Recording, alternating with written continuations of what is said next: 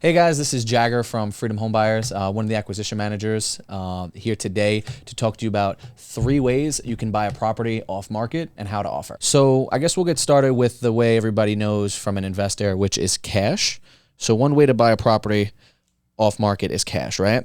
So then cash is number one, that is king. And pretty much what you do is you obviously don't have cash in a duffel bag.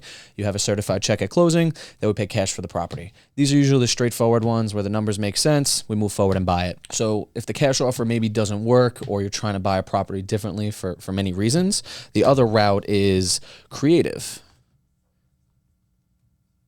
And then now creative gets cool because this is where you can buy a property in many different ways. And one way we like to buy creative properties is a lease option to buy.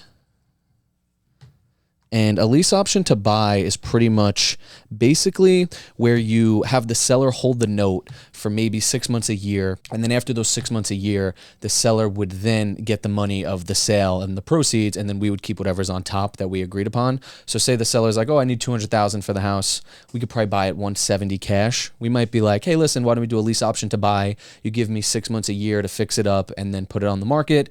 We'll obviously try to get the number we agreed to. We get you that number, then we keep anything left over on top. This is pretty much a lease option to buy agreement. Then another creative route, which is my favorite, seller finance. And this is where you can do a lot of different creative things to buy a property.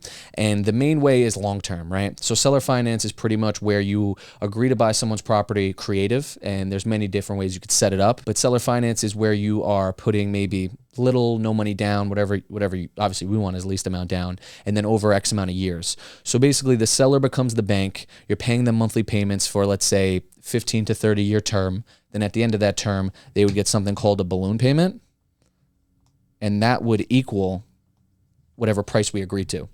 And the advantages of doing like a seller finance or a lease option to buy could be to avoid capital gains, because now we never really gave you all of that money up front, which then you didn't have to pay taxes on. So avoiding capital gains is a great reason, or if you just don't need all of the money up front. So those are some ways you can do a creative deal. Another way to buy a house is the conventional route, which is pretty less common for investors, but we still do it from time to time. And this is just pretty much say where the numbers don't make sense for us to pay cash because the deal just isn't good enough for a cash deal. But maybe we can buy a 4-family with a conventional loan, and then you're putting 20% down. And with that 20%, you have some private investors invest for the 20%. So then now you still are zero down really to get into this deal. But now you have a 4-family that's on a conventional loan. And realistically, if the property's cash flowing, it doesn't really matter. And then now you just pay your investors back the interest rate you agreed upon. So that's another way you can buy a property.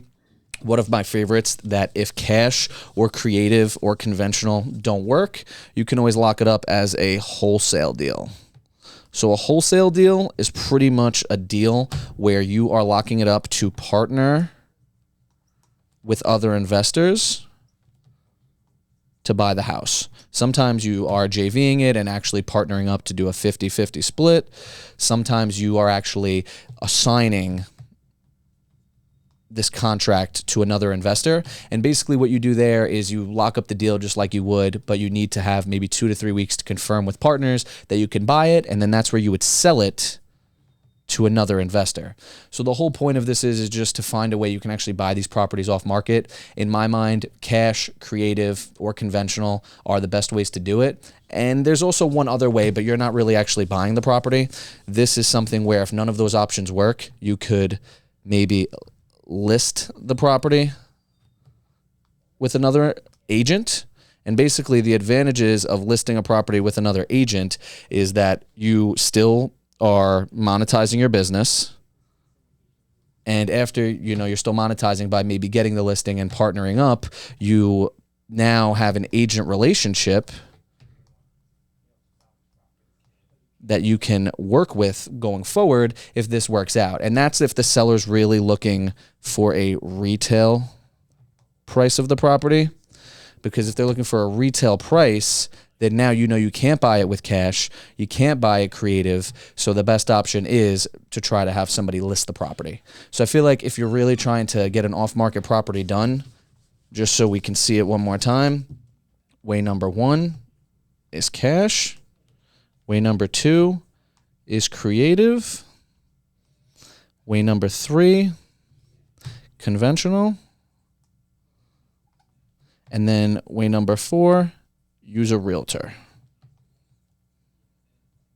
So all of these ways work, guys. It just really depends on which one you're trying to do. Hope this was helpful. Please click the link in bio to hear more information.